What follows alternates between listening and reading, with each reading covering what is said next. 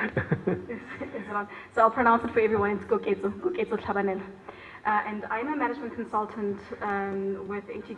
So I'm bringing the voice of the big bad private sector here. And what I'd like to focus on today is how we encourage private sector participation. I think we've come out of a season now where public, private, and civil organizations are considered separately from each other, where they have different rules, different expectations, different mandates. And I think we've arrived at the conclusion globally that in order to really have the impact that we're looking for in the broader sense of sustainability, we need to have a coordinated effort that comes from multiple actors. That's civil society, that's the public sector, that's the private sector, coordinated in trying to solve some of the problems that we already have. So with that understanding, there are three things that I'd like to put out for your consideration. In really answering the question of how do we get the private sector involvement and how do we entice the private sector to be part of the sustainability conversation that we're having. Okay. The first thing is around creating an environment for innovation. And you know, every time the wonderful people at RF give me a microphone, I shout the words Fourth Industrial Revolution. My apologies, but I'm going to do that again today. And that's really because, you know, as a global economy, we've gone through a few industrial revolutions, and now we're looking at the fourth industrial revolution. And what that means is that technologies are merging, and new products and new services are starting to emerge out of that. For the sustainability challenge, and for Africa and India, I'm sure, what we need to really think about is how do we take our place in this new dynamic? And specifically, how do we create an environment for private sector to exist in this new dynamic? So when we're trying to solve the sustainability issue is, do our countries foster an environment for this innovation that they can participate in these new industries that will eventually provide the solutions to some of the sustainability challenges that we're facing today? That means, are we considering regulatory changes that are needed?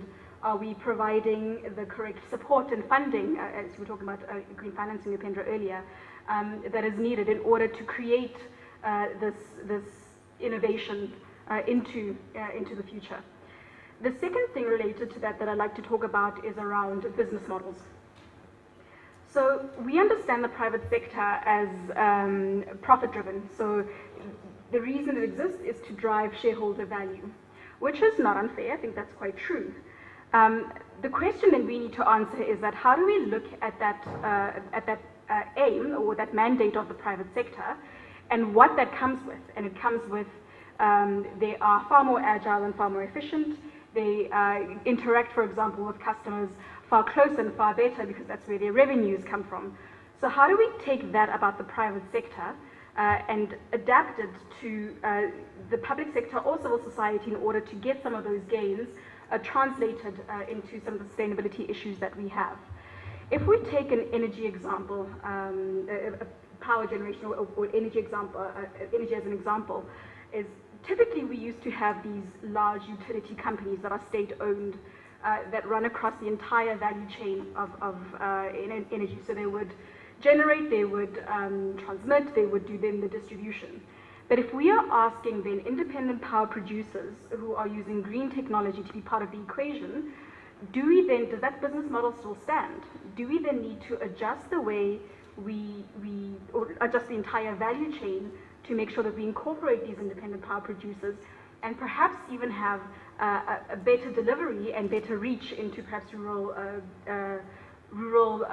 Africa in a better way than we have already done? So certainly we need to start thinking around how do we change the old constructs and the old dynamics to fit better the innovations that we're coming up with and also to include the private sector and entice them to be part of the equation. The last thing then that I want to put out for your consideration is this idea of relationships and how you make relationships succeed. And Dr. Kamal Rottenberg, I think you addressed that issue quite well, and I'll only bring in parts here that I think you haven't focused on. And you were quite right here when you said we need to move away from this idea that this is a one-way relationship. You know, Yolanda, earlier you talked about the Africa Scramble and the Scramble for Africa, which is, you know, true that Africa is, from a growth perspective, has far more opportunities than some of the, globally, some of the other regions that are now kind of tapering down in a growth perspective. And this is now creating this scramble for Africa, and we need to pause a little bit there and say, like Dr. Kamal Rattenberg said, you know, let's not reinvent the wheel that has already gone past here. So how do we create partnerships and relationships that are mutually beneficial, where it's not one is giving the other, but it's how do we both come to this for a mutually beneficial relationship. So from an African sense, there are some things that we need to have in place in order to get this right. That is good governance, that is making sure that we have governments that are in place and structures that are in place that will represent the views of the people and that will represent the views of inclusive growth rather than allowing almost people to take advantage of us as a continent. So certainly it needs to come from us, but from anyone else who invests in us, it's, well, are you coming with fair practices? And are you coming with ethical approaches? And certainly the work needs to be done from both sides in order to make sure that this is achieved.